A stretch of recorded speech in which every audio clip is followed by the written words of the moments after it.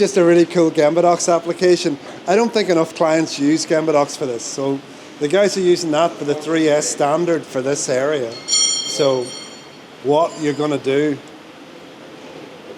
in terms of housekeeping, daily work for this area, and it's all nice and clearly documented there. It's a great job.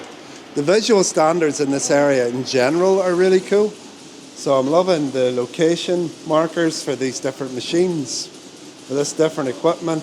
It's all super clear. So I'm loving the SOP for how the Kanban system works here.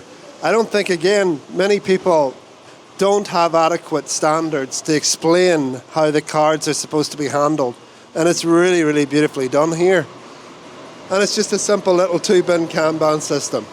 But when you put the standard beside where the Kanbans are being used, you increase the probability that everybody's going to do it properly because its clarity is there.